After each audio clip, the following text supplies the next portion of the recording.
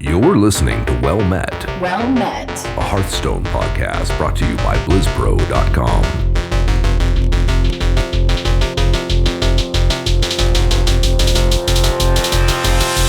Well met.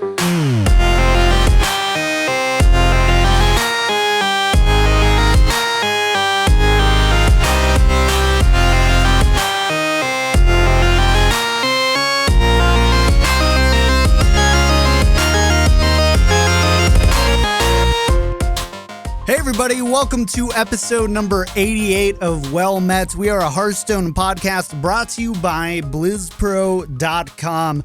Today is December 4th, 2016 from Denver, Colorado. I am John Horstman, and with me, of course, is the crew, but we've got a special guest this week, hanging from Kansas City, I believe, I know somewhere there. It's our good friend of the show, Sam Benson. Hey Sam, welcome to the show. Hey, thanks for having me. Appreciate being here. It's going to be a fun one. I can't wait. I know you've got a lot to share with the grassroots movement in competitive Hearthstone, and I can't wait to chat with you about it. But let's head on over to Saskatoon, Canada, and meet our raging Canadian. It's Kevin Hovdestad. Hey, Kev. Hey, John. Yeah, it's going to be a lot of fun to have Sam here with us this week. I'm personally really excited because we've just got so many things to go over. Sam and I both got some cool Hearthstone-related live events to talk about. Obviously, a brand new meta that I think there's a lot of people very excited to just hear what everyone's experiences have been and kind of where we see things headed, because that's even more interesting in some respects. So on the whole, yeah, going to be a crazy week. I'm ready. Let's do it. Awesome. Well, before we jump into that, we can't forget our fan favorite from the other part of Kansas City, probably, maybe. It's JR Cook. Hey, JR. Hey, guys. Yeah, this is going to be a great episode. I'm really looking forward to this. As you guys know, I've been talking since episode 1 about how I love Fireside Gatherings. And I went to one last month that Sam put on here in Kansas City. And it just blew me away on how great it was run. So he's going to have some good insight on that, and we'll be talking about that a little bit later. Awesome. Well, before we get started, listeners of Well Met already have heard enough about Kevin, JR, and I. Like, they don't want to know more, but they do want to get to know you. So, Sam, tell us a little bit about yourself. Hey there. So I joined the Hearthstone community, I would say, in sophomore year of college. So that was probably about 3 years ago when my friend said, hey, you should totally download this card game. And so I picked it up and I was playing with him, and we played more and more, and our community started growing. And I think that really affected how I viewed Hearthstone going forward. I'm excited to chat about it more. But yeah, it's neighbor downstairs. Excited to chat a little bit more going on the podcast. Awesome. Well, it's going to be a fun show. It's going to be nice and chill. We're pretty picky about the people we let come on the show. If you didn't know that, we don't let just anyone come on the show. We want to do a full show with them and, be able to chat about everything. And I think it's going to be a great time. So let's go ahead and talk about our weeks in Hearthstone. Sam, I just had you talk, so I want to hear you talk again, but I'll let you take a breather. Kevin, how is your week in the mean streets of Gadgetzan? My week was excellent, John. So I had started opening packs already early on, right away when the set went live before the announcement. Well, see, we didn't know, right? The announcement came out that there may or may not have been a bug, and I had a bunch of people say, stop opening your packs. And I went, honestly, I trust the Hearthstone team. If there is a legitimate problem, they'll solve it. And I just kept going. And I said that. I have that recorded on my Twitter from like an hour before the announcement came out. And sure enough, like an hour later, they're like, yep, there's a bug. We're going to send out a bunch of, retro packs to everybody to solve the problem that we found based on the math. Don't worry about it. And I think that they owned it very quickly, and the solution was so good that I haven't heard anybody say they were unhappy with the resolution. Because fundamentally, it shouldn't have been a meaningful difference. Like, people who opened before or after are not at a better or worse advantage in terms of rarity frequency or anything else. It's just, did you get more duplicates or not, right? So ultimately, I think the fix was really clean, and I was really happy with that. And then I actually didn't get to play very much because I spent my weekend in Vancouver. I was hosting the Hearthstone portion of the Elements Winter Challenge out at the grand opening of the Esports Lounge in the Elements Casino in Vancouver, which was really cool. And they're going to have more tournaments down there. We ran technically, I think, the 20th biggest Street Fighter V tournament of all time by prizes and signups, which was kind of insane. But yeah, there was a Hearthstone side tournament, and it went a little longer than I would have liked. I think we finally got out of there at about 2 a.m. But I got to see some of the best like Canadian pro and semi-pro Hearthstone players, people you would probably recognize by name, guys like Itzbolt and people like that who showed up and played, which was really cool. Yeah, I played with him once. Yeah, we sat down and played for an hour. He's really good. Yeah, he's good. And really good. And he didn't even make top 8. Like, this was a very, very stiff group of people. Arguably the best Canadian player, like, of all was there, which is kind of insane. So a lot of fun to see, a lot of fun to be there.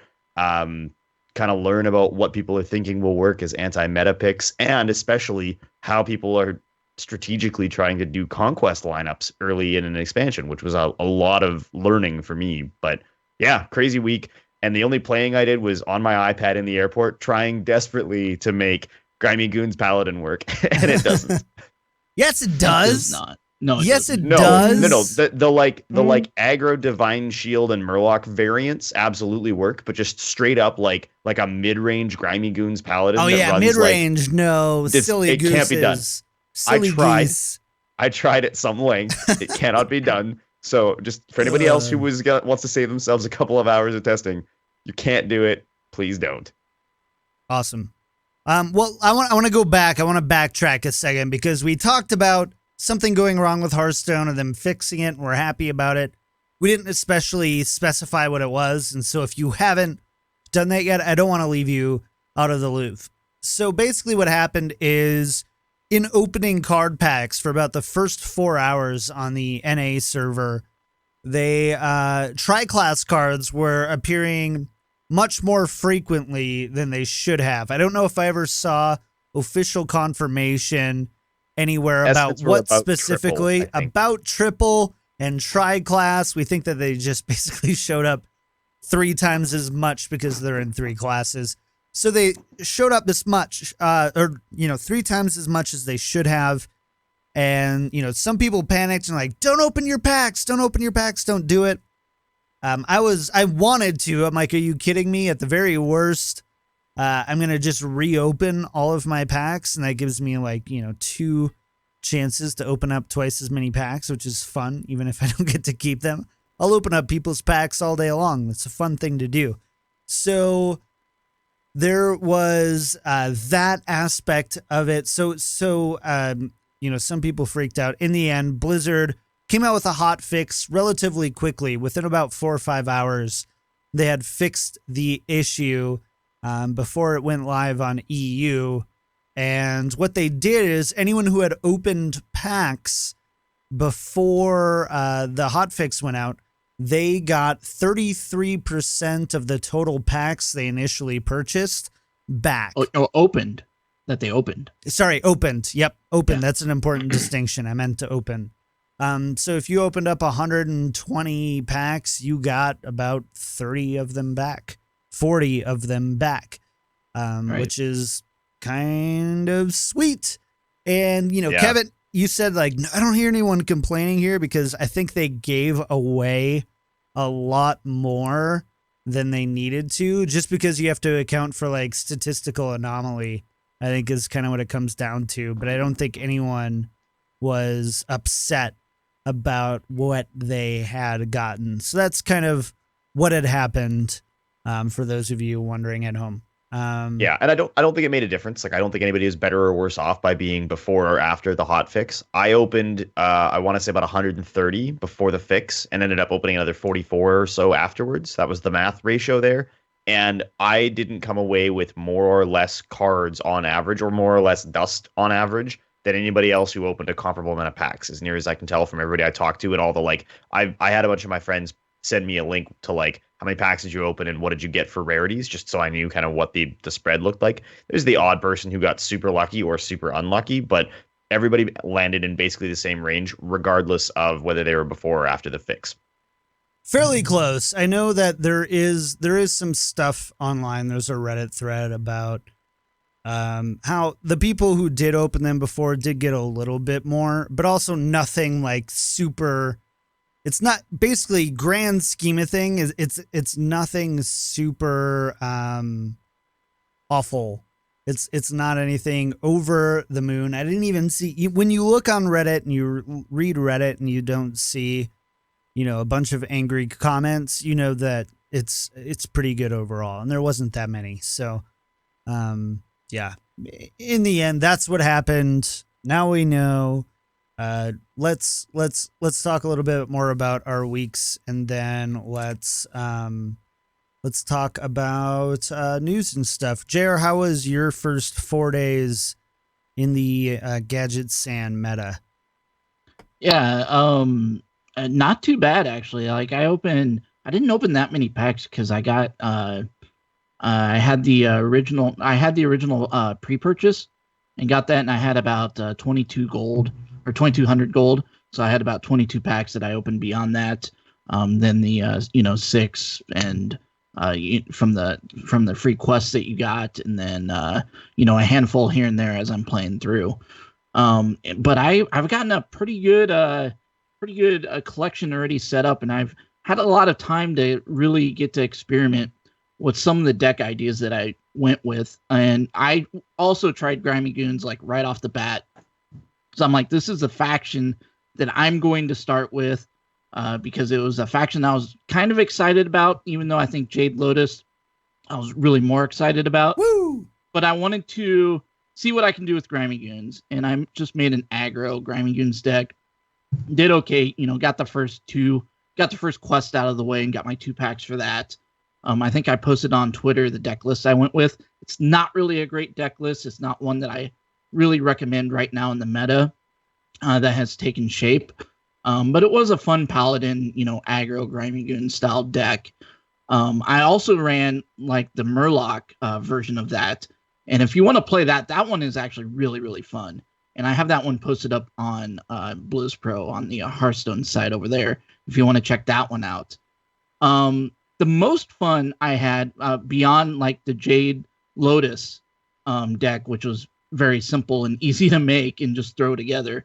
I had a lot of fun experimenting with Kosak and just trying to get like a Reno mage to work and Reno style priest to work.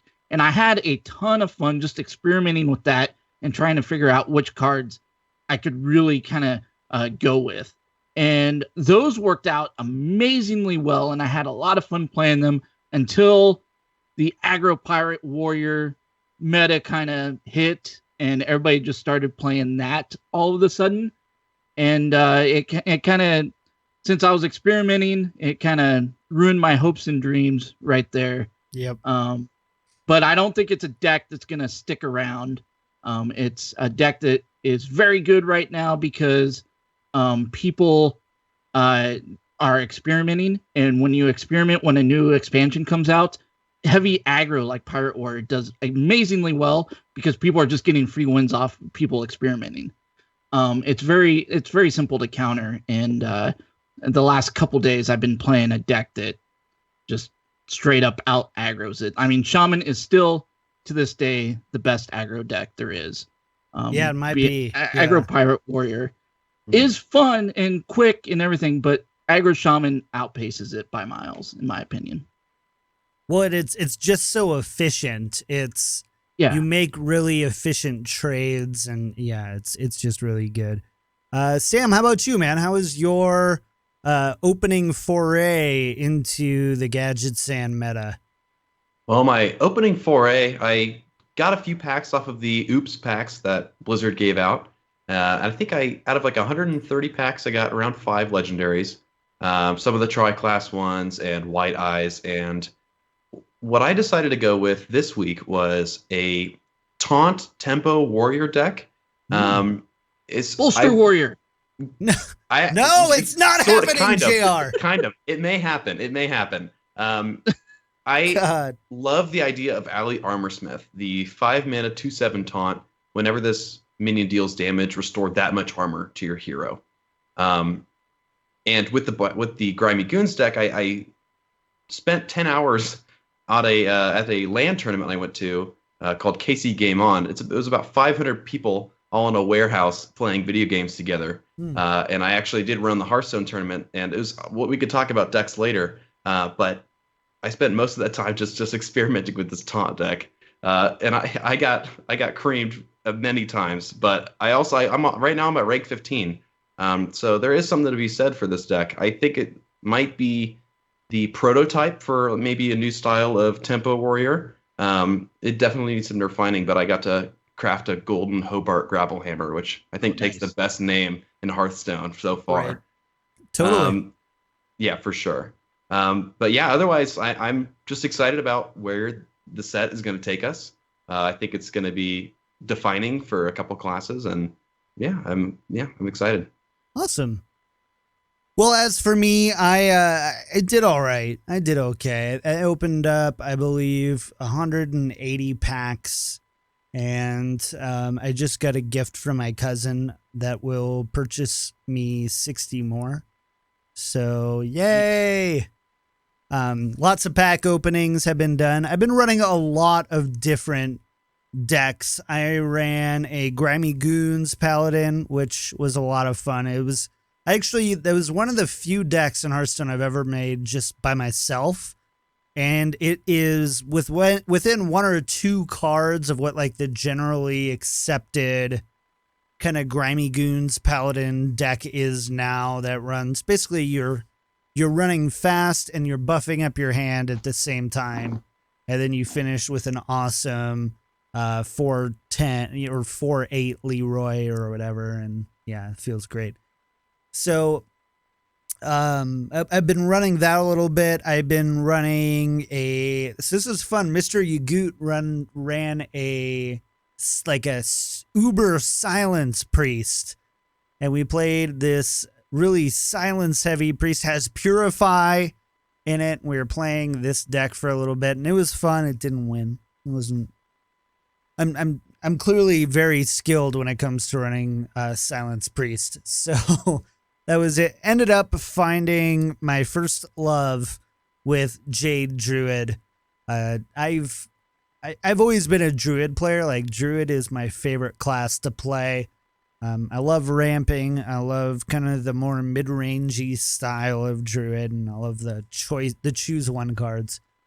And so I've been playing that quite a bit. And out of all the different decks I have, I think I probably have the most games played with that one. I probably played about 60 or 70 games total, and about half of them have been with some version of a Jade Golem deck. So it's been a lot of fun. The only major legendary I'm missing is Patches right now. That's the only stupid, god awful, annoying legendary that I don't have in my. I didn't think Patches would be as good as he. I did not either. But he is really good. Man, he's just a free 1/1 unless you mulligan it. Like it's. And it thins out your deck too, which is something that I think people skip over. Totally. It's a 1/1 for 1, right? But it thins out your deck whenever you play a pirate. You know, and it's hilarious to me that people didn't call this, because the first thing I said when I looked at it was, this is exactly why Mysterious Challenger was broken, is because of the deck thinning factor. Like, that's something that comes out of your deck when you have to do nothing, was what was wrong with Mad Scientist, was what was wrong with Mysterious Challenger, and is what is wrong with Patches. I mean, I definitely appreciate the deck thinning part, and it's an important part, but I don't think it's as big of a deal as just buffing whatever you play on turn 1 or 2 for 1/1 and a separate body, which a lot of times is better because you're not running AoE in the first 3 turns. So, yeah. You know, but and the best thing about it is you don't even have to run like a straight up pirate deck, like the 1/2 guy that becomes a 3/2 when you have a weapon. Is enough. All-time Buccaneer. Put 2 of them in. Silly gross. Yep. Just put 2 of him in there, and that's all you need. You run 2 of that, you run Patches, then you maybe run 2 more pirate cards. And then boom, you've got a pirate card. Like I'm seeing every aggro deck run this same thing of I can't remember the name of that 1/2 that buffs to 3-2 when you have a weapon. Small-time Buccaneer. Small-time Buccaneer. Yeah. So small-time Buccaneer, you run 2 of those, you run patches, and then, like Shaman, Paladin, whatever, whatever. And then there's usually 1 or 2 like Dreadsail, Corsair. No, what is it? The 3/3 that costs less. South Sea Captain. South Sea Captain. No. That's not it. No, it's not. A different 3/3 with taunt. What's that? Dread Corsair. Dread Corsair. That's what it is. I'm really good with names. Even if I ever become a multi-legend player who's playing at the top of the ladder, I will still be describing cards by their art and stats and not their actual names. That's just the way my brain works. Part of the game, that's part of the reason why Hearthstone's so cool. It's like you can recognize all these cards by their art and what they sound like. Right. By what they say, yeah. Yeah, absolutely. So it was a really fun first week. I've been having a lot of fun playing. I topped out at rank 13, eked back to 15 back and forth trying to get my Cabal decks because I just can't win with any Cabal classes. But besides that, it's just been fun. Like it's nice to go, I'm not a multi-legend player. I'm not an amazing Hearthstone player. This week is not a week for ladder grinding. This is a week to play new cards and experience what the new expansion has. So I've really liked that so far. Yeah, this week has been some of the most fun that I have had in Hearthstone in a while. Just from trying out a ton of different decks, and especially the way that they did the quests. I really have to commend Blizzard for that, or the Hearthstone team for that, because just the first one you get, let's build a Grimy Goons deck, or let's build a Cabal deck, and then let's build a Jade Lotus deck, or I might have the order incorrect there, but they encouraged that. Right. And if you played the first day, it was like, well, I just want to play with the new cards. Let's see, I don't care. I just need to win 2 games. I don't care if the deck's going to be super good or whatever. If I can just pull out 2 wins with this deck, I'm happy. And I had a lot of fun just putting together my own decks and doing those with it. It kind of felt like to me like an adventure mode in the game, at least for those 6 quests. Or and those 6 free packs, by the way. Yeah, 6 free packs. So free-to-play players have to at least love that, right? You're playing. It's win 3 games with each, so that's 9 wins total. By the time you're done with all of that and getting quests done as well, you're probably going to get another free pack or 2 from Gold. It's just, it's great, and I think that's definitely something that the Hearthstone team had in mind. Was how do we appease the people who don't have $200, Kevin and John, to spend on new Hearthstone packs, and instead, or the people who do not have that money but choose to spend that money anyway, John, and Sam. Yeah, exactly. I think it was a really cool thing for them to do, and. There's always going to be the free-to-play player who's like, what about me? But I think they did a really good job for this expansion for getting new players involved and getting those new cards. So, well, we basically already did news. So, hey, I do have a question. News. Did we, okay. This week in Hearthstone, Heroes of Warcraft. Did we talk about Dave Kosak joining the Hearthstone team? We did not. We did not. That is news. That is news. That's not on the notes. So good luck, Sam. So the former he was a quest designer. Yeah, he was he's the lead quest guy. Yeah, lead quest guy for World of Warcraft. Dave Kosak has moved over to the Hearthstone team, as we found out via a tweet of his lunch/snack on Twitter. So that's how we found out, and we were immediately speculating in Slack what we thought that might mean for Hearthstone as a game, and we need to discuss it here. Like, that's our job, is to discuss this stuff. So let's discuss. Now that we have a story guy on the team that creates a digital collectible card game, what are we expecting here? What are the implications of Dave Kosak coming over and joining the Hearthstone team? Thoughts? I think we might see. Of course, it works well into adventure modes, because they're building stories within there. Yeah. But it does make me wonder if we're going to see, like, we started seeing this with Old Gods a little bit, but now even more with Streets of Gadgetzan, where we're starting to see story elements popping up in these sets. And now that they've taken out the Heroes of Warcraft subtitle and is just calling it Hearthstone, it makes me think that they're really pushing more for Hearthstone to kind of just be its own thing, where it's loosely set in the Warcraft universe and parallel universe. They're creating their own lore, basically, that doesn't necessarily make sense in World of Warcraft.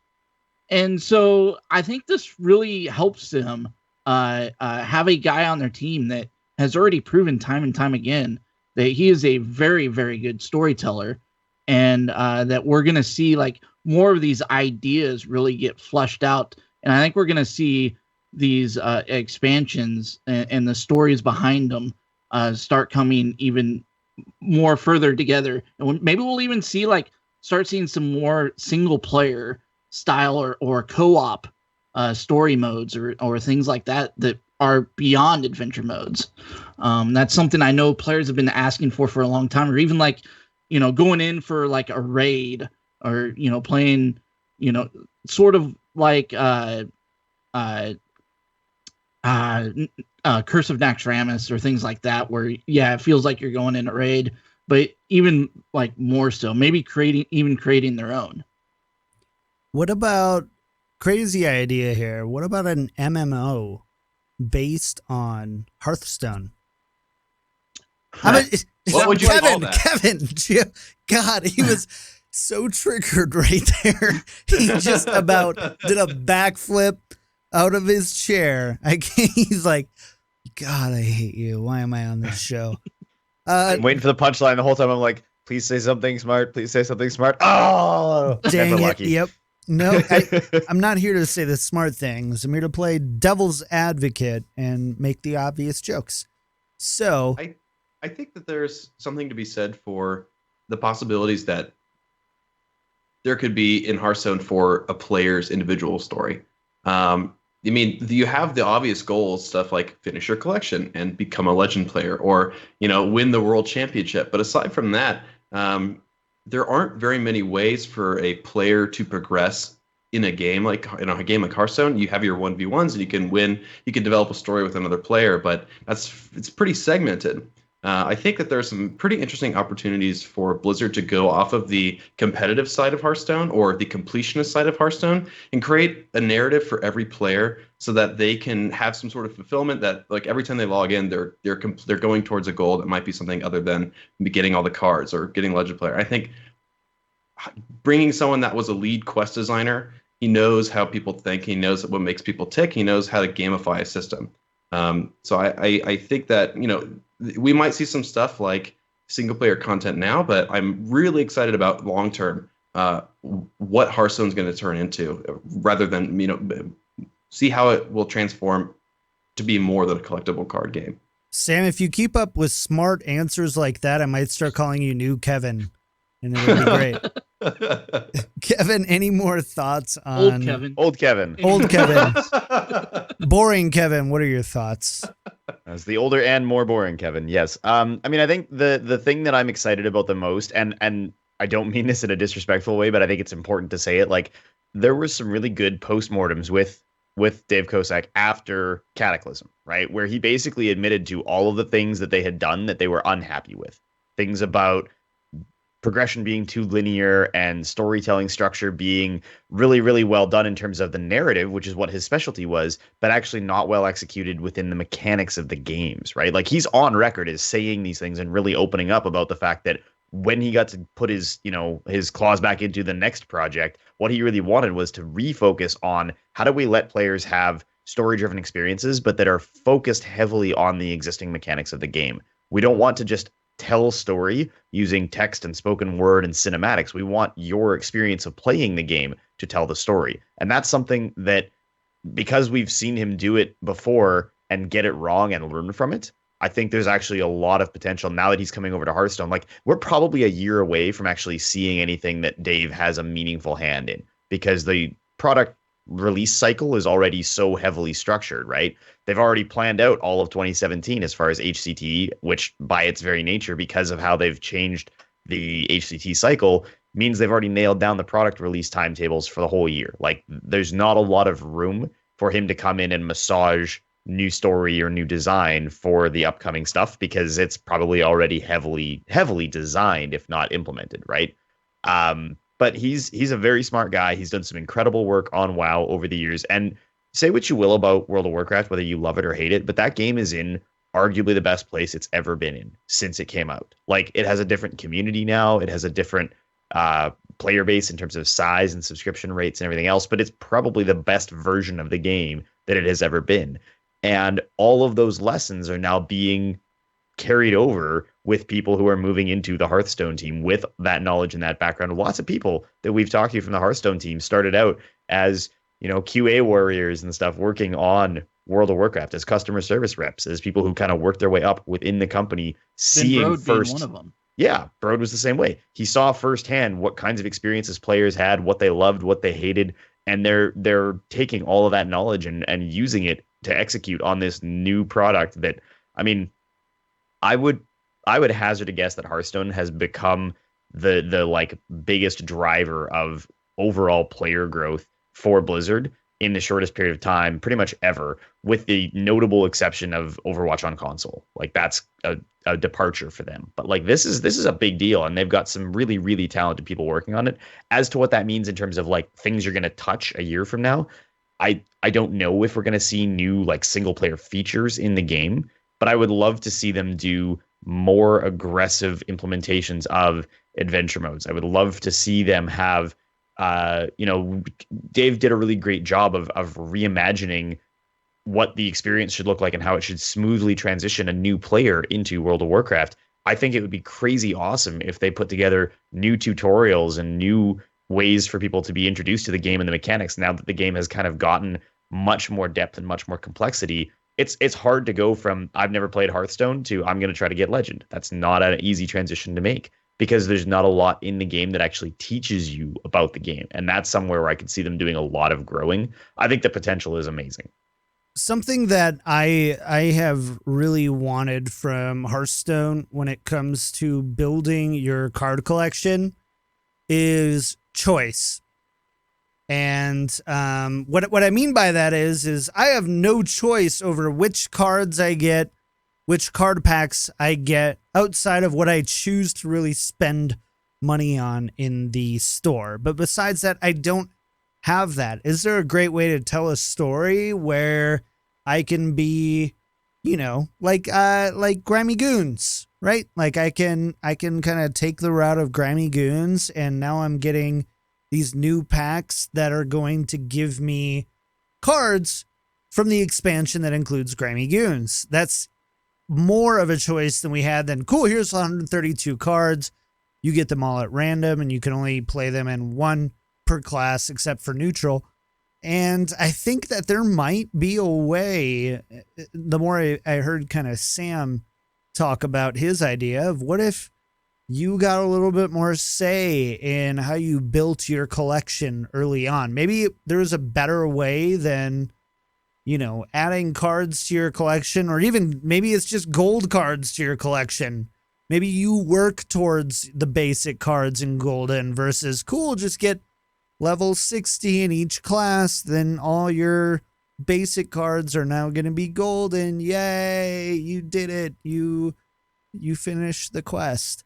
Maybe there's definitely there's definitely a space for that, right? Like, how cool was it originally when people discovered that you could get Old Murky when you got all the Murlocs, right? Like, it was just this thing that sort of happened that was kind of a pleasant surprise that people could then work towards and have as an objective within the game. But you can do stuff like that where it's tied to characters and storylines and stuff. That'd be awesome. Yeah.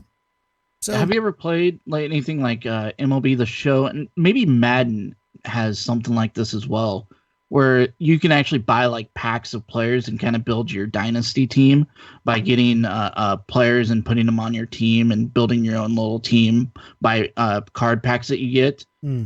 It works kind of, what you said kind of reminds me of how that works in MLB The Show, where you can be like, well, I need pitchers and catchers, so I would buy the pitchers and catchers pack, or I need certain position players, or I want players from the Hall of Fame back in the day, or players from the specific team, or things like that. You could actually have a choice, and then the packs would be heavily generated towards the choice that you made.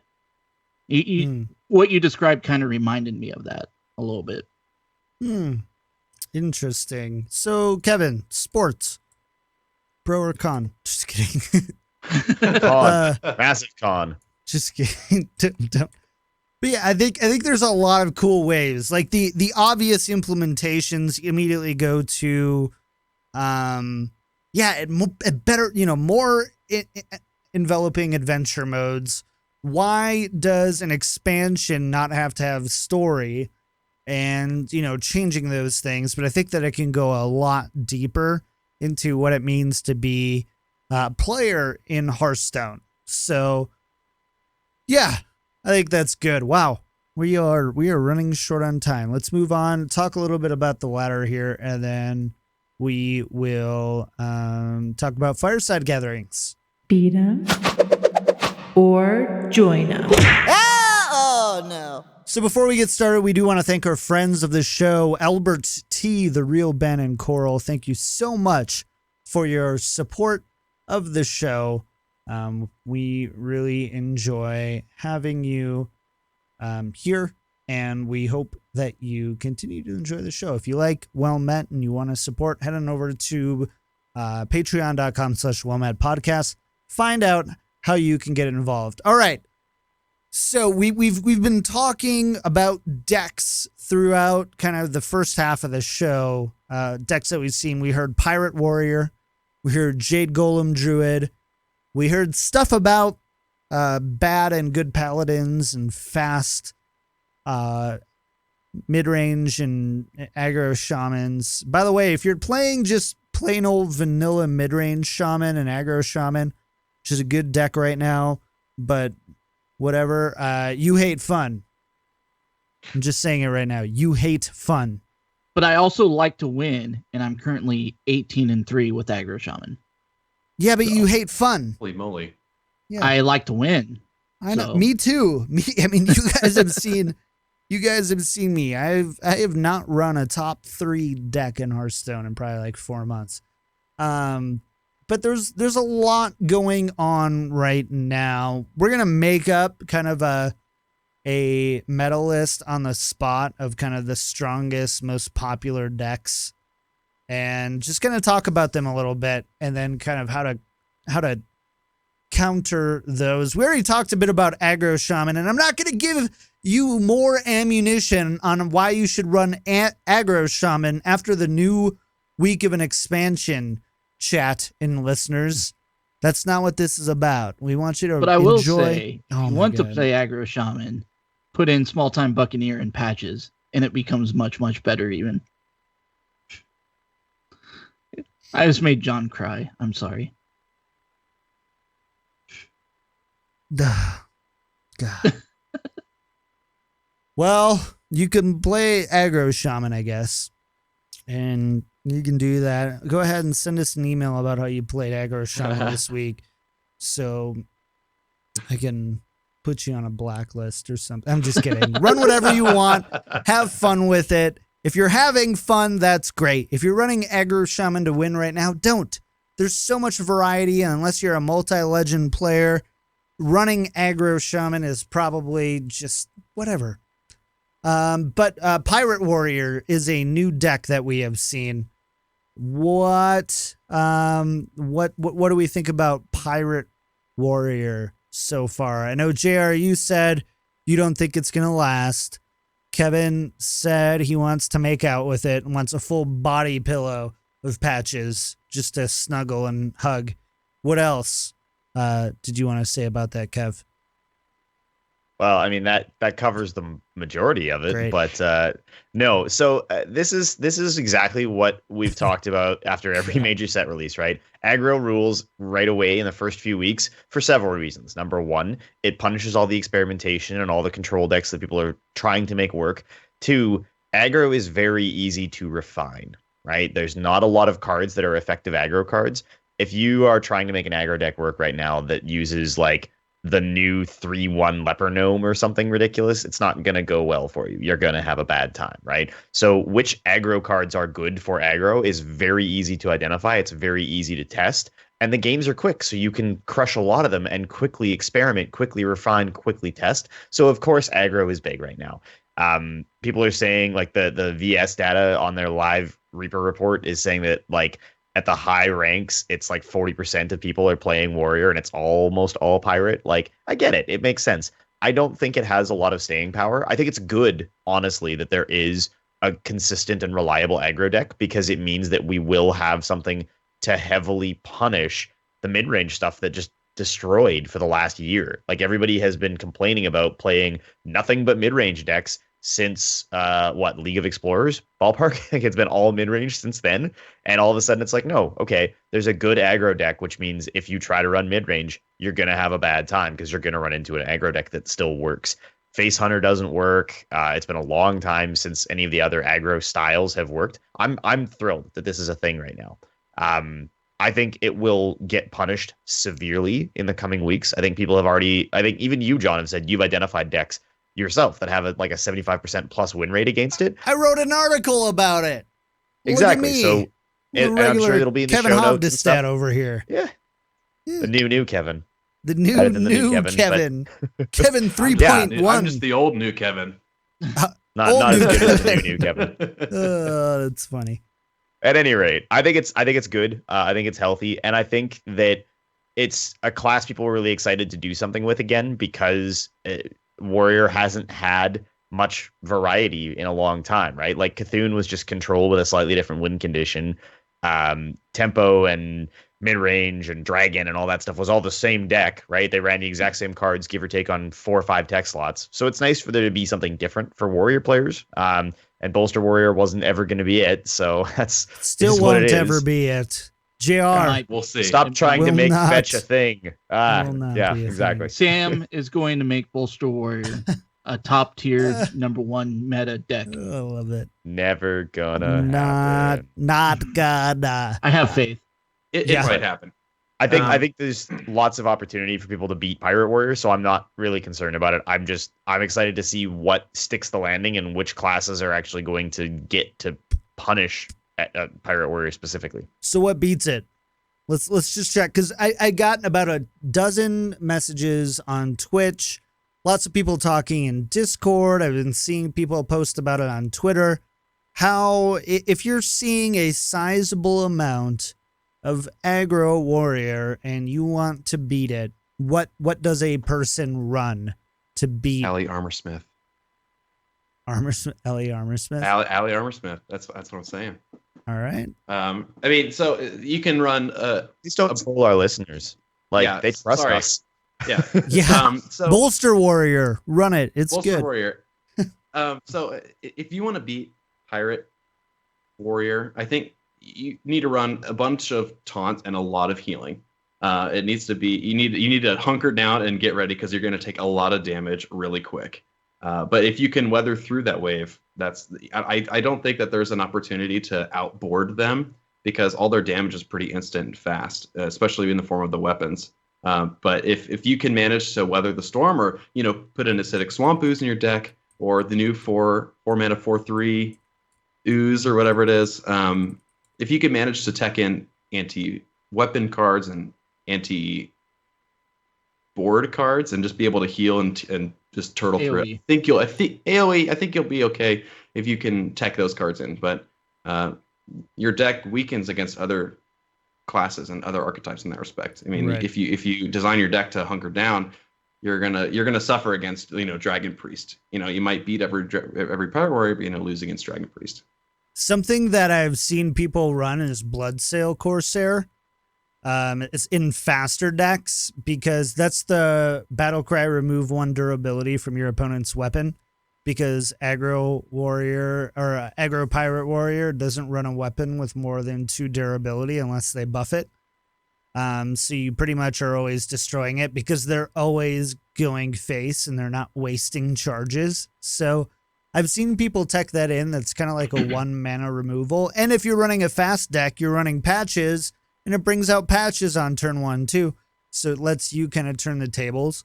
I've seen Doomsayer be another one. It's either gonna have to it's gonna at least eat 7 damage, or it's gonna just totally clear the board, make them start over, which is I think another really good card. AoE is tough because Warlock is one of the few classes that have AoE before turn 5. Really, that is effective. Obviously, Druid has Swipe, but you have to be very careful in how you play around that. Early taunts are great. There are lots of early. I've seen people tech in like a Senjin, Shieldmaster, even just something in the first 2, 3, 4 turns. In the end, whatever you're choosing, you need to get to turn 5. If you get to turn 5 and they have 3 cards or less and you're alive, there's a good chance that you can, pull it out. Reno Warlock wrecks it. I actually watch Ray C run a Reno Warlock deck that topped out at 6 mana. It was really interesting. Reno was the highest cost card in the Reno Warlock deck. So it actually, even though he's playing Reno, the games were still done by turn 8, 9, and 10, and he was out aggroing stuff. And then you can be not fun and run aggro shaman. Buff Paladin works great too, where you're buffing divine shields, efficient trades, keeping your board up. So there's a lot of different ways to tech around that, but there's a lot of cards or decks that do really well. I've had good luck with a Reno style of Dragon Priest.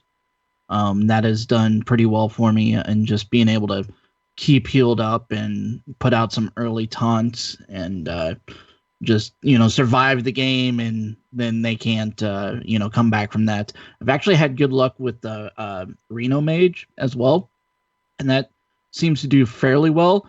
Unfortunately with that, the problem that I had is if they get me down far enough, if I don't pull Reno out or ice block or anything like that, I'm done anyway, because there's not a lot of healing opportunities with Mage. But I just decided to just go straight up out aggro them. Beat them. Aggro Shaman out aggro's them because they just have bigger bodies that are cheaper and direct damage that just does a lot more. Are you running Doomhammer? Yes. Got it. Yeah, I know aggro shaman, aggro paladin does really well too. Again, it's because of the buff cards and the divine shield. And then you've got healing too if you can't keep up. What else, Kev? I think there's basically, realistically, there's 3 strategies, right? One is the control healing strategy that you run with something like Reno Lock, where you happen to have a good blend of removal but also stabilizing tools. So Reno Lock does a really great job. I think one of the strategies that has been the most efficient at farming Pirate Warrior is outracing it with Pirate Rogue. AP Drop and some people have published Pirate Rogue lists that just you go faster and you do the exact same thing they're doing, but you do it quicker than they can do it because you have more burst capability with Cold Blood and of all things, the one list has Shadow Rager in it, which looked like just a meme card, but turned out when you're playing with cards or decks with no removal is pretty good. We have 4 Rager cards now, right? Yeah. God, you're so funny, Hearthstone. You're so I also funny. think a lot of a lot of it is just people haven't picked up on the like individual smart tech cards that solve the problem. I was having like I was running my terrible paladin list that doesn't win games, but I still beat Pirate Warriors by teching in Mistress of Mixtures, which people have just totally forgotten about. But it's like a better zombie chow because you can also use it as a self-heal against those kinds of decks. I see that card all the time now too. It's so good. It's silly how good it is. Yep. It well it's basically it's like the new cheaper refreshment vendor that's a death rattle. Yep. It's yeah. It's getting and it's got a lot. a enchanted raven body. Like it's pretty good. Right. Yeah, especially in the early game, it's one of the best cards I think we've seen to do that. Yeah, so that's the first one, Pirate Warrior. Let's talk about the golem in the room, though, and let's talk about Jade Golem Druid. Jade Golem Druid has been incredibly popular and incredibly powerful to start off the expansion. It basically uses Jade Idol, which is the choose one.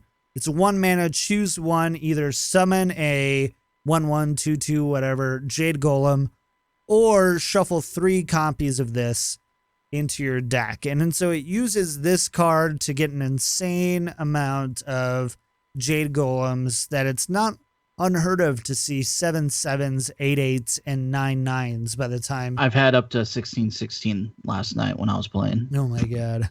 Sounds awful. Anyways. Yeah, it was awful for them. Yeah. And you never fatigue, which is also kind of nice. So it uses that on top of its ramp tools that have always made Druid so good at getting through turn 1, 2, 3 by just skipping turn 1 or mana crystal 1, 2, 3, and 4. Just skip it completely and start your game at turn 5. It's kind of nice when you're a Druid. And then using some, powerful, they did have some powerful Jade cards in there as well that make Jade Golem Druid just so strong. There's, Tice hit legend with it. I believe RDU hit legend with it. Colento too. Colento. There's a lot of people who have played, and these guys are talking about 75% plus win rates with this deck. There are people who are wising up to it and who are just beating, the only way to beat Druids sometimes outside of hope they don't get their ramp is to out aggro it, which is probably why Pirate Warrior is being seen so well, because it does do so well against Druid. But what are you guys' thoughts on Jade Golem Druid, first of all? And second of all, do you have any ideas on how to beat it?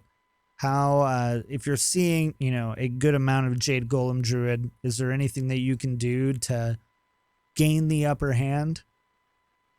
I don't think we have seen the best Jade Golem deck yet. I think it's going to be a top tier deck, especially after April when Standard rotates, depending on the cards that we get in the next set.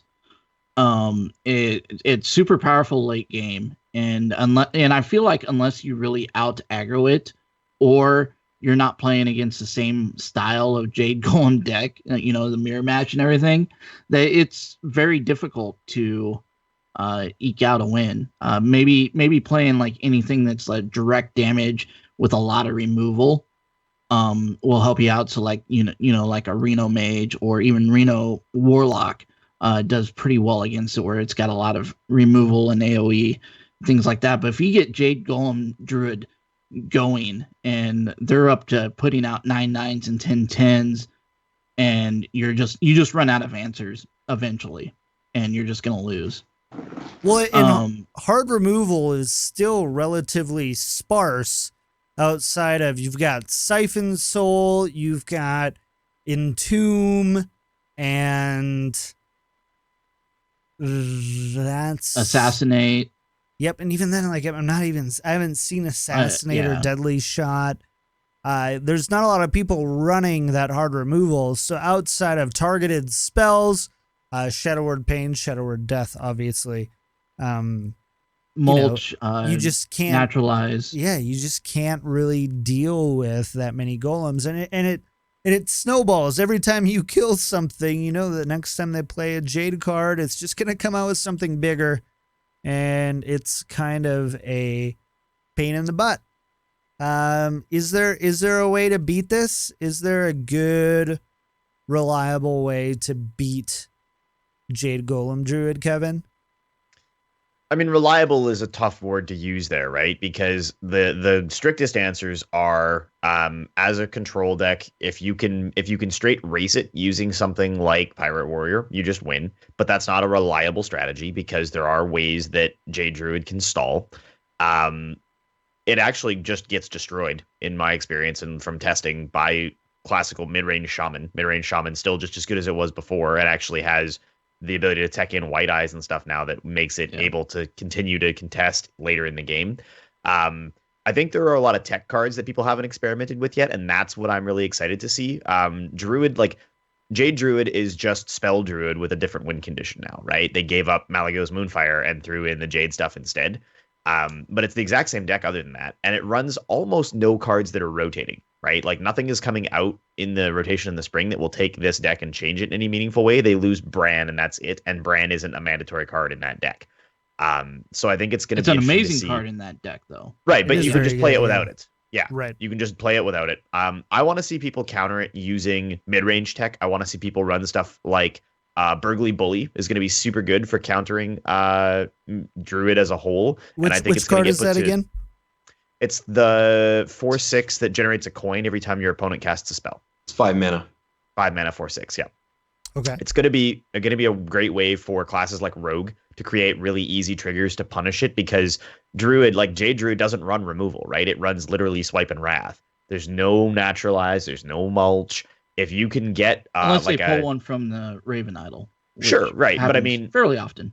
Right, but I mean, if you just slam down like a Questing Adventurer or an Edwin Van Cleef in Rogue that you've triggered off of a bunch of counterfeit and regular coins, like they're just screwed, and you beat them by virtue of being able to take efficient trades and deal massive face damage to them while they're still trying to establish the early Jade Golems. Because remember, when we did the Jade Golem analysis, when this card was revealed, when this mechanic was revealed, you have to play at least the first, I think, 3 Jade Golem cards before you're at a break-even point, right? If you haven't played the 4th Jade Golem onto the board, you're not actually getting an above curve value for it. So it actually takes a fair amount of time. Like even with Ramp Druid, you're basically waiting until late in the game for it to actually come online.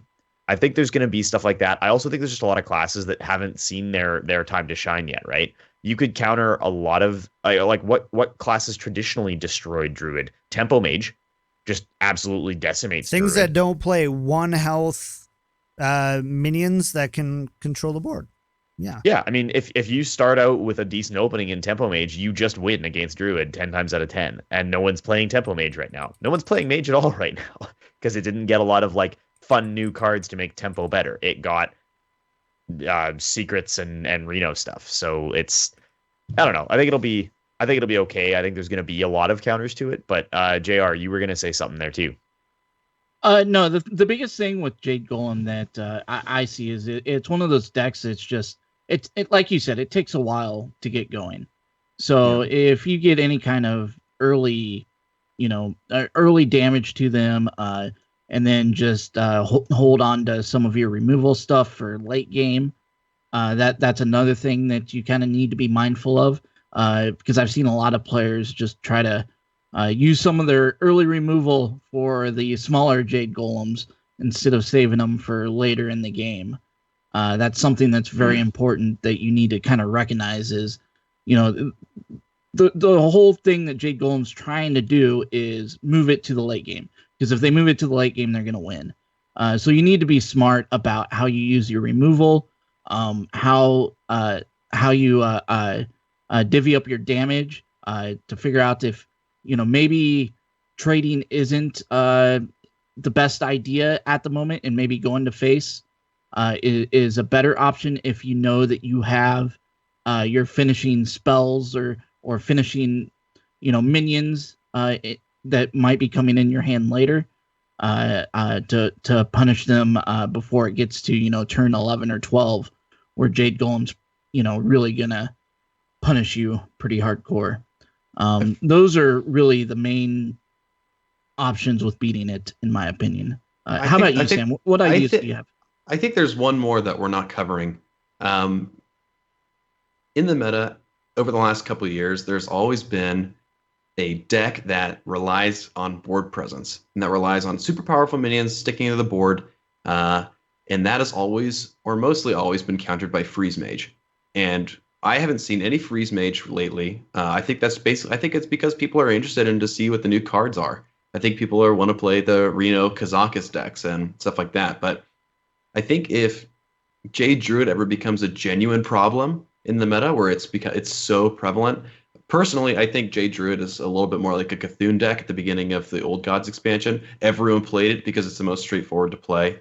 The late game gets a little tough, a little bit harder than Cthulhu Druid or any Cthulhu deck in general. But I think that Freeze Mage has a great opportunity to just ignore what the Druid is doing entirely, because with a lot of these mid-range decks, with a lot of these late-game decks that focus on minions, you're gonna lose in the long run against the Jade Druid. And I feel like if you have a deck like Freeze Mage that ignores that completely and just basically stalls the game, makes sure they don't take enough damage, and then finishes off the Druid, which, I mean, aside from its hero power and Feral Rage, I don't really have any ideas about like how a standard Druid would survive against a Freeze Mage if it was teched for dealing with Jade Druids. Yeah, I mean, Freeze Mage, especially in tournaments, will continue to be a big way of countering it. I also think that there's just a lot of class experimentation that hasn't happened yet either, right? Like, right. What's pop quiz? What's the least played class in the game right now? It's Hunter. Maybe? It's Yeah. Hunter.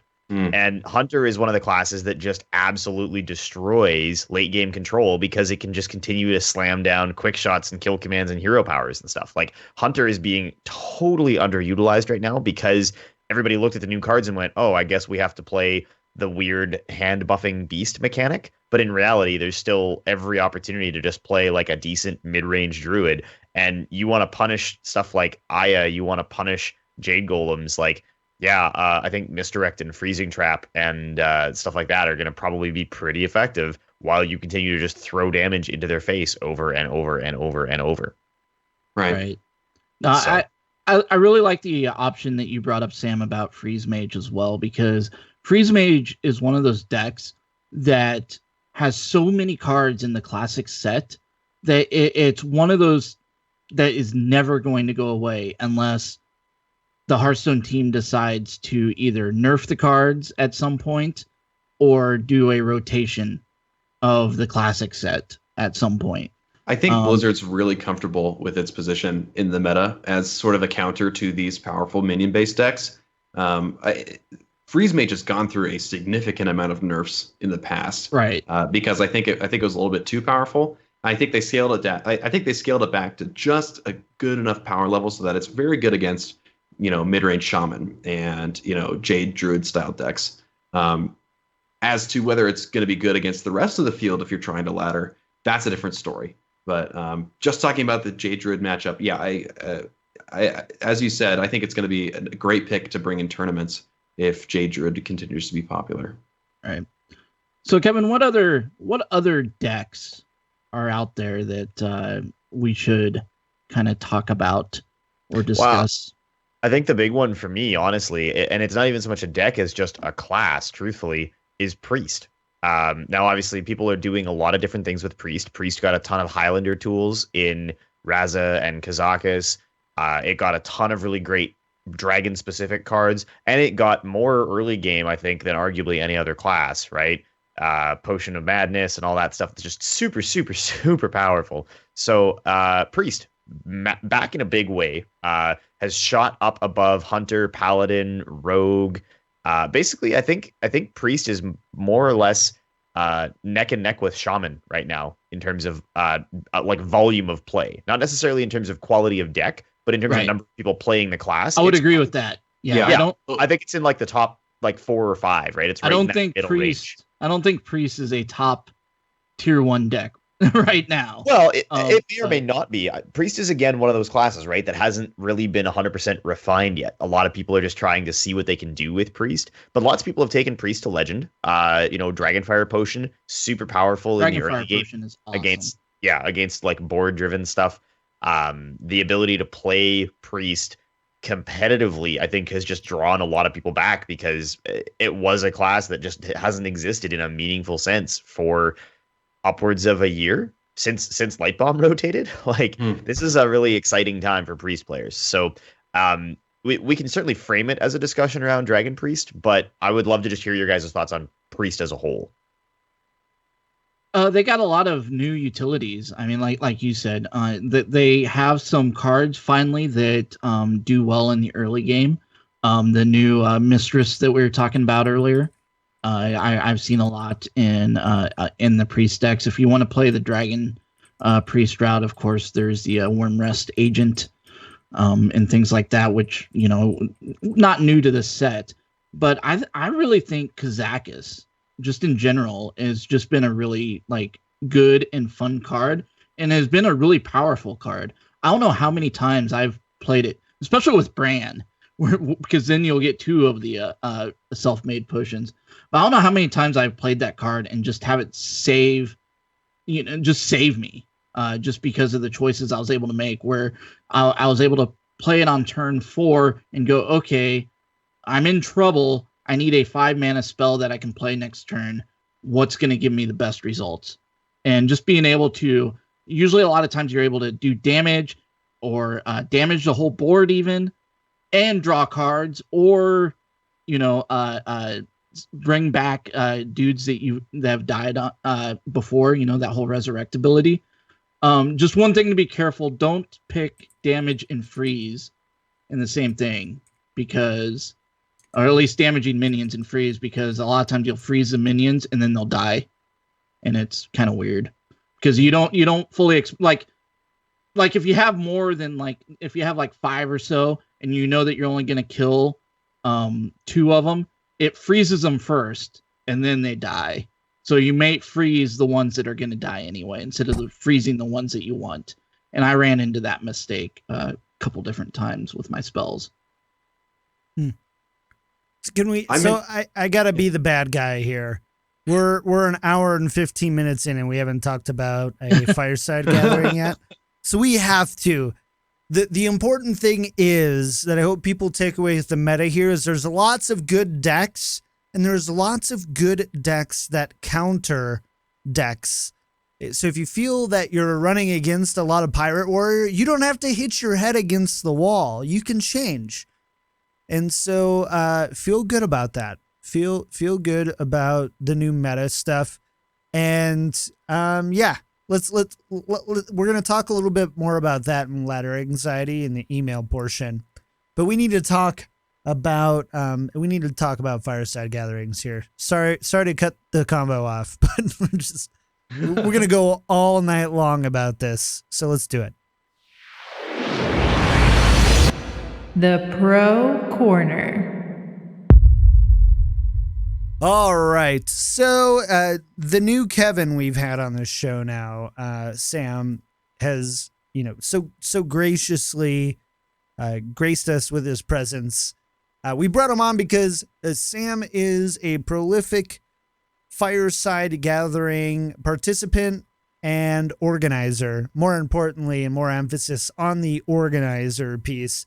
And even on Well Met, we've talked about this quite a bit. Like grassroots Hearthstone is really important to the scene in general.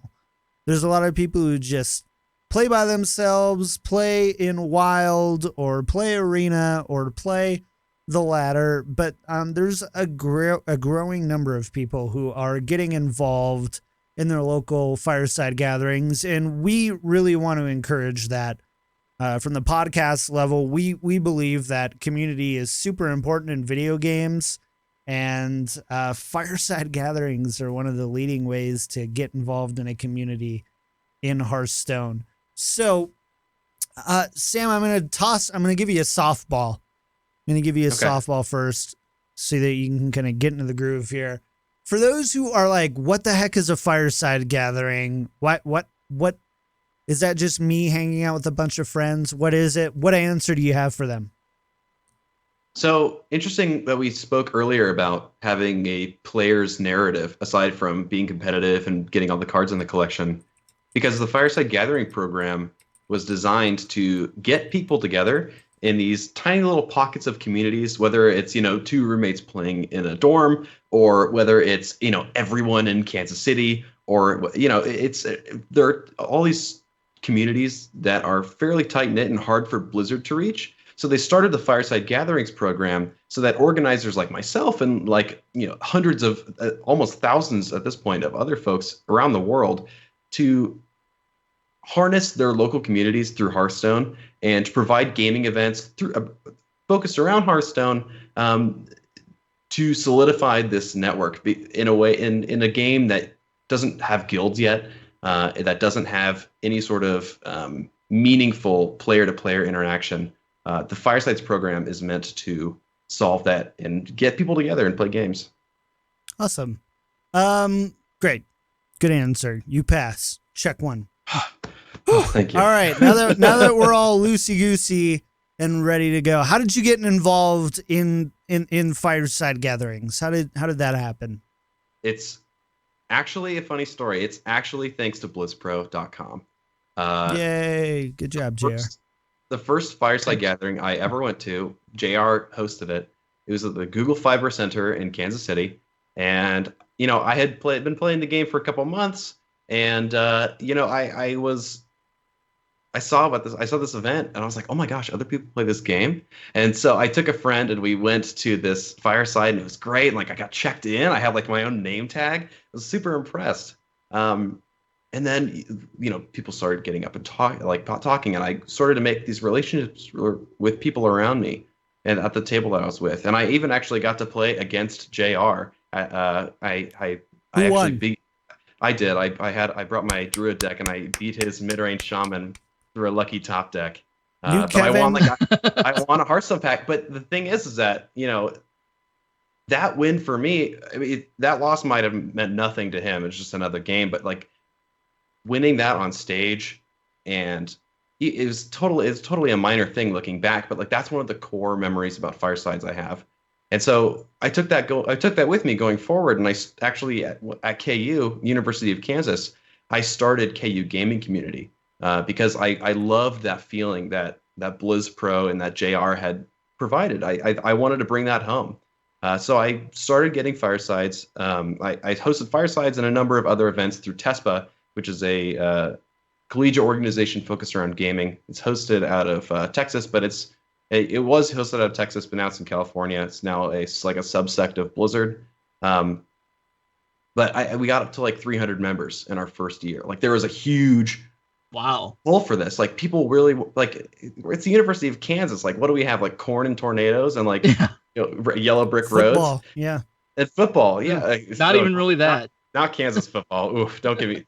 We'll visit that some other time. But basketball. Yeah, there we go. Basketball. People wanted to play games like Hearthstone, especially.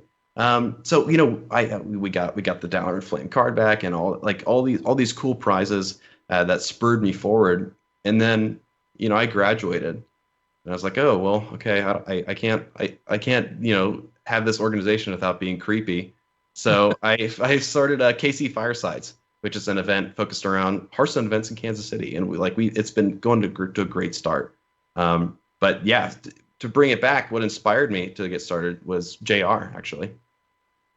I've never heard that sentence before. Forgive my silence, but I had to process what that sentence just meant. Sorry, JR, I cut you off. No, that was a really fun event. We did that one about 2 years ago, and that was the biggest Fireside Gathering I think we put on. I want to say there's about 80 people there, and it was hosted by Google Fiber in their space here in Kansas City. And I was like, when I went up and signed up with Google Fiber, I'm like, okay, we're probably going to get 20, 30 people. Is that cool? And they're like, yeah, that would be awesome if we get that many. And I was just so blown away by how many people showed up for that. and that was that was towards the very beginning of Blizzard really doing Fireside Gatherings, and just to see like how many people showed up to these events and played, it was a ton of fun. Like I had so much fun just talking with all of the people there that were excited about playing the game. And I really wanted to do more, but there is a lot of work involved with it. And with everything else I had going on, I just couldn't keep it up. And so when Sam started doing Fireside Gatherings here, I went to his first one and it was incredible. But I wanted to go back to Sam on just how much work is involved in, like, if someone wants to be an organizer, what are the types of things they need to think about, and how much work is involved in just getting something like this going? I would preface it by saying how, like, when you frame it like how much work, it really depends on how passionate you are about it. If it's your first time doing it and you're not sure if this is for you, it's going to be a lot of work. You locking down a venue is very tough if you're not in college. You don't get free spaces anymore. You have to rent out like a Boulevard brewery. You have to rent out a tavern. You have to rent out the Google Fiber space. That takes a lot of work. It takes a lot of emails, and usually a lot of money. So that with like just having the spaces is one thing, but then you have to market your event. You have to you have to tell people like who's coming to this event and who is it sponsored by and what's gonna be happening there. Is there a tournament? Are there prizes? Thankfully, Blizzard has implemented many tools to help you with this. If you go to just Fireside Gatherings on Blizzard, you can make your own event. That's like the easiest part. The rest of it is in the details. It's figuring out, what am I gonna wear? What kind of decorations am I gonna bring? Thankfully, Blizzard has made it very easy to, in the client. Actually, if you open up Battle.net on the desktop, there'll be two dwarves singing with like mugs, and it'll say "Find a fireside near you." And I feel like a lot of people don't click that right now, but if you do, it'll show you, hey, there's going to be a fireside, 10 miles away on, February, blah, blah, blah. And you can make plans. I would say if you're looking for like an hour count of how many hours I spent, I usually try and spend getting these firesides done. I think it's 20 to 30 hours roughly of planning, but I start a couple months out. If you do it a week before, nothing's gonna get done, and you're gonna freak yourself out. But if you start 2 months out and you spend a couple hours, I write handwritten letters to the people that are coming to my firesides and stamp it with like a Hearthstone wax seal. Wow. And because I want, you're going to be getting one next time, I'm sure, if you didn't get one before. But it's important to me to make the patrons feel like they're actually stepped into like the Hearthstone Tavern. So that's going to require a lot more work. But if you just having your first fireside, if you just want to get a couple people together, I'd say it probably takes maximum of like 5 to 10 hours. Got it. Okay. Oh man, I was looking while you were talking. I was looking at Colorado firesides, and there's none. Come on. You should change that. I might. You know what? I might need to. I've got the ability to move my schedule around to make that happen. I might hit you. You know what? I am. Tell you what, I am. Sam, I'm gonna lean on you a lot, but I'm gonna do one. I just decided right now. You like that, chat? It's called in-show planning. It's where John makes very impulsive decisions, says it to everybody listening, and then has to follow through on it. So some people get enjoyment out of Hearthstone by hitting Legend. Some people get enjoyment out of Hearthstone by like baking Hearthstone cookies. And some people like myself get the most enjoyment by hosting these fireside gatherings. And I encourage you, and I encourage everyone to chat and listen to this podcast, consider going to a fireside gathering. If you want to host one, that's amazing. If not, be a part of your local community. Step out the door. I know it's scary, but step out the door and get involved with your local Hearthstone community. I promise you it's there. And if it's not, you can be the catalyst for this. And Blizzard notices these things. They'll notice they notice repeat cut, like they notice repeat gatherers. And Jesse, the director of Fireside Gatherings in North America, he's like the greatest guy ever. He's so down to earth. He'll answer your emails like that. He's just like the greatest guy. We actually had the pleasure of having him come to Kansas City. He flew out from Irvine to hang out with me and the KC Fireside's crew at Boulevard Brewery. Just getting feedback from everybody. But like, yeah, he is doing an amazing job. Yeah, that was the biggest thing that impressed me at the Fireside Gathering you hosted last month, or it was in October. Yeah, it was in October. It was in October. I wasn't expecting a Blizzard representative to be there and show up and get flown in, and it was really cool, like how passionate they are about this program and wanting to push it forward and getting everybody's input. And he was very talkative to listening to what other people had to say about the game and about the event and things like that. I thought it was really cool. Another thing I wanted to ask you about is, so at my Fireside Gatherings, I've always hosted tournaments. The very first one I didn't because I wasn't sure, how many people would show up, or, it was just kind of like, let's get together, play some games, and get the cool card back that you get for doing the Fireside Gatherings. But then everybody was like, hey, why don't we do a tournament? And so the following ones I did, we did a tournament, and it took a lot of time. If you remember the Google Fiberspace one, that was like an all-day deal. It's a lot of folks. So where do you feel like, how have you run your past, because I've only been to the one, how have you run past Fireside Gatherings? Do you think having tournaments are important, or just getting together to play the game is what's important? And if you're doing that, like, what kind of events do you do to kind of to get everybody involved so that they are playing and talking about the game? So what I did in college was a fairly standard Fireside format where you had a tournament, whether it was a Swiss format or, round robin or single or double elimination. It didn't really matter to me personally. It seemed like this is what people wanted to do. But as the year went on, as I started hosting these events like month after month, I started to receive like less people that came. And I feel like the tournament was having not as much of an impact as I thought it would. So when I started KC Firesides, the first event that we had in October, that was the first event. I didn't actually have a tournament. There was no competitive aspect at all. And it was great. Yeah, because the thing is that with when you hold events, when you hold Hearthstone Firesides, and you say that there's going to be a tournament, people have to sign up on Battlefy or whatever service that you use. They sign up and they're like, oh my god, I have to play like competitively in a tournament. And I feel like a lot of people self-select themselves out of these events. They're like, well, I'm not good enough. Like I'm a rank, I get to rank like 25, I work to rank 20, and I get my card back, and then I'm done. But they know that they're not competitive. That's not what gets that. That's not where they get enjoyment out of Hearthstone. So holding a tournament causes you to get tunnel vision on a certain part of the community that is only interested in competitive aspects. And there are tons of organizations that do competitive stuff. But if you decide to hold a Hearthstone Fireside with no tournament and ways to incentivize players to interact with each other in a non-competitive way, I feel like your attendance is going to skyrocket if that's what you're looking for.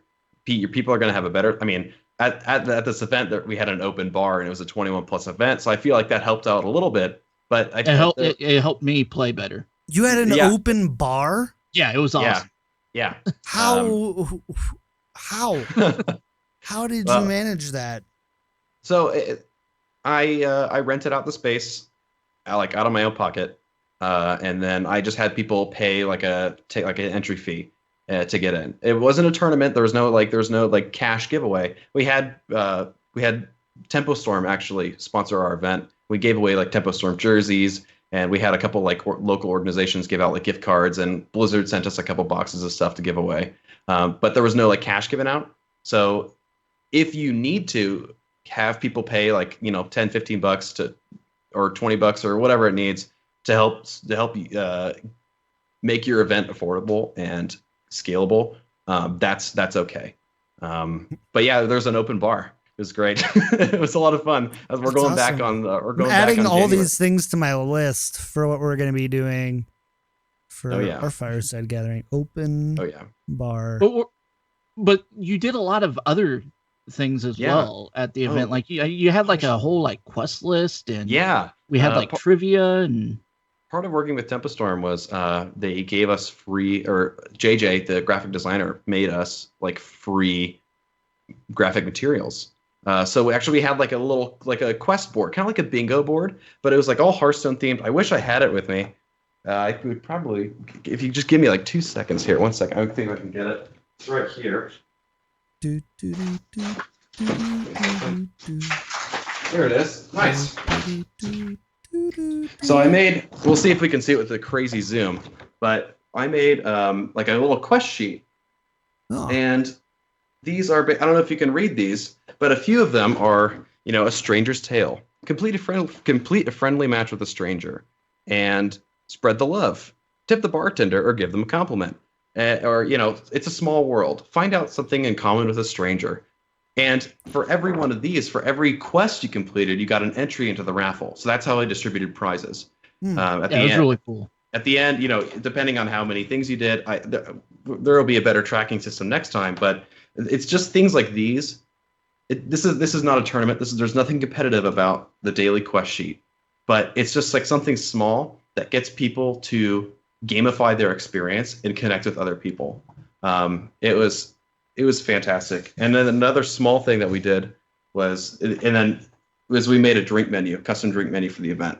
Nice. And so people wanted, pale ale. They would say, "Can I have an Airy Peak pale ale?" It's all Warcraft themed.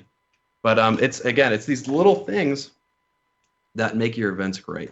But again, you don't need these things to have a great fireside. You can just rent out a space, and if people want to come, they'll come. But I choose to make these things because I really like the immersive experience, and I like people to feel like they're in the tavern. That's cool. We got Sorry, JR, go ahead. Go ahead. I was just gonna say, I know that you were invited to Blizzard for an in summit, and can you tell us? Summit. What can you tell us about that? So, I was flown out to Irvine for the Innkeeper Summit in mid-July, and I am under an NDA not to disclose a lot of the stuff that we saw and experienced. But I will say that it was around 50 of the 50 innkeepers from around the world, from all the way from South Africa to Russia to Kansas City. And there were a series of presentations given, and by Blizzard employees and other Fireside gatherers, by other innkeepers, about how to make your events awesome and to provide feedback to Blizzard about what made these events tick and how they can improve their experience in the future. I actually did give a talk about having a collegiate organization work with local businesses, and I feel like that helped out a couple folks. A couple people in South America really appreciated that one. But yeah, it was a great experience. I hope that there's one next year. I hope to be there next year, and I hope to I see some more faces. Hopefully, Fireside Gatherings program is going to grow insanely big. And I really hope that the Innkeeper Summit becomes a better thing, because it was just such good feedback, and it made my event so much better, and it made Blizzard's understanding of the program, like what's actually happening on the ground, like it really helped out. Speaking of the feedback and things like that, is there anything that you feel that Blizzard could be doing to help more with Fireside Gatherings and your events? And so there's only one thing that I personally noticed. It was so when you're playing Hearthstone on your desktop, you have to open up battle.net, and that's where you find the firesides near you. But a significant amount of players that play Hearthstone play on their mobile devices, and there's no battle.net on mobile devices, and there's no way to see Fireside Gatherings near you on your mobile device in client. So I feel like if there was like at least a link or something somewhere, like in the options menu, or anything I say is just speculation. Like some implementation of finding Firesides in client would help the desktop experience, because you don't have to search for that window. All you want to do is click that play button when you get into Battle.net. Or it would help on the mobile experience as well. So going forward, if there was some sort of implementation in client, I feel like that would be awesome. But otherwise, like I'm as far as it's run and as far as the contents of the Fireside Gathering program, I couldn't be happier. Awesome. Yeah, I agree with what you said about like finding Fireside Gatherings. I feel like that's something that is a lot more difficult for people to do. But it's a huge deal, because I remember the very first one that I did. There were a lot of people, like, just because Blizzard was talking about it on the like had a website or something like that, and they had it linked in the Battle.net launcher, and there was a lot of people that told me that's how they found out about it. So that is a very big deal. Absolutely. Well, guys, are there any last minute questions that we have for Sam related to Fireside Gatherings? Any of the big things that you think our listeners might want to know? Biggest thing I can think of is where can people learn more about Fireside Gatherings, and in particular the ones that you run, and when's your next one? My next one's going to be on January 17th, and it's through an organization called KC Firesides. You can visit me at kcfiresides.com. I have all my tickets on there. I have information about the events. I have photos from the events and event details there. You can also follow at KC Firesides on Twitter. It's a little small right now, but it's growing, getting used to the social media game. But yeah, to learn more about the Fireside Gatherings program, you can contact me. You can, message, KC Firesides on Twitter. I have a feedback submission area on my website. You can always ask me a question. I'm very easy to get a hold of. If you have any questions, ask me, or go to the Fireside Gatherings website. They have a lot of questions for you, or they have a lot of answers for you. Awesome. Cool. All right. Well, I think that we need to get out of here. This was really fun. I'm glad we got to talk about Firesides. I actually learned a lot more than I thought I would. I'm like, yeah, you just do this, do that thing. I'm like, oh crap, I know nothing. Now you have to run your own. Yeah, I know. We'll figure it out yourself. Yeah, right. So, Sam, first and foremost, thank you for being on this show. It was a blast to have you here. You're a smart dude. We should bring you on more often for sure. I would love that. Thank you for having me. I appreciate it. Awesome. Well, let's do our end show thing. So first, thanks to our friends of the show, Albert T, The Real Ben, and Coral. Thank you so much for your support of the show. Kevin, what do we got going on for Patreon this week? We don't have any brand new patrons to celebrate, but we are obviously very happy to have the enormous family of people supporting Well Met that we do. Everybody should have gotten their messages about rewards for November just recently. So thank you again to everybody who's been supporting the show. We're coming up on a brand new year. We got lots of very exciting new ideas about stuff that we can do with our show, with the Patreon, with you guys as our friends coming up in the new year. So as always, if you want to support the show right now, Well Met is exclusively supported by our fans and community. And the best way to help us out, as always, is to hit up patreon.com/wellmetpodcast. If you've got feedback on the Patreon process, if you'd like to see us do game nights, if you would like to see us, do more merchandise, if you would like to help us get over the hurdle to our bonus episodes where we'll do an extra show every month, that's all happening on the Patreon, and we would love to hear from you guys about it. Awesome. What do we got going on for iTunes this week, JR? Yeah, for iTunes reviews this week, we had 3 5-star reviews in the US. So thank you very much, X-Man 1585, Slider 87, and Dusty 1982. People this week really liked their numbers, and that's pretty awesome. And thank you so much for those 5-star reviews. If you'd like to give us a 5-star review on iTunes, just head over to iTunes, type in Hearthstone under the podcast category, and you'll find us right there. Click on that, leave a 5-star review. It helps us out immensely, helps us new people be able to find us, and that really is what helps us a ton. And I can't say helps us enough, so I'm going to say it once more, that it really, really helps us, guys. Yep, absolutely. All right, well, let's do a shout out for the week. Sam, you first. Where can people find you? Anything else that you want to shout out? If you'd like to find me, you can find me on Twitter at Ben_Samson. That's the reverse of my name. I also want to give a shout out for my girlfriend Ariel, who's in the chat right now, and Ignatius HS, who is one of the best, like a good streamer that I've known in Lawrence since he actually came to one of my firesides. So shout out to them. Awesome. Great. All right. Anything else? You good? We get it. I would hate myself to like not let you get the chance to talk about something you're doing. So awesome. All right, Kev, what about you, man? What are you up to this week?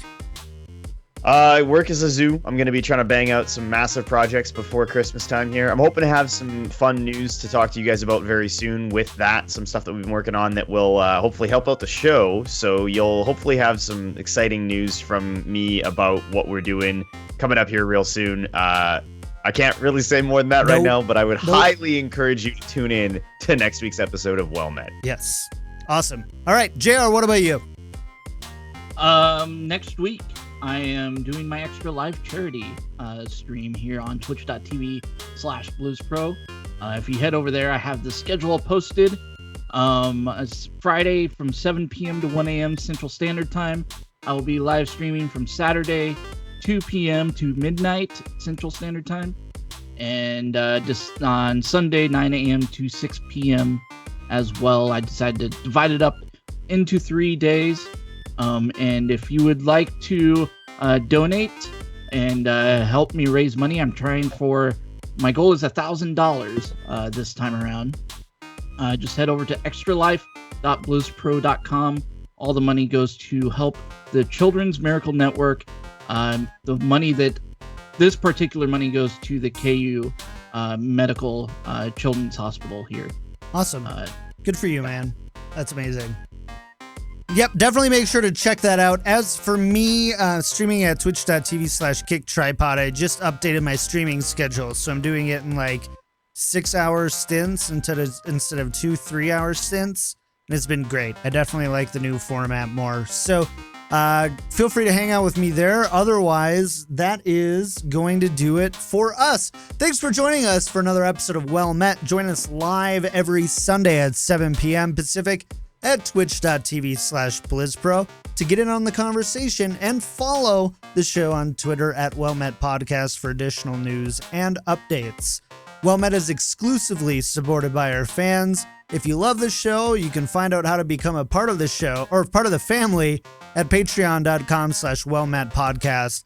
You can also find Well Met apparel at store.blizzpro.com.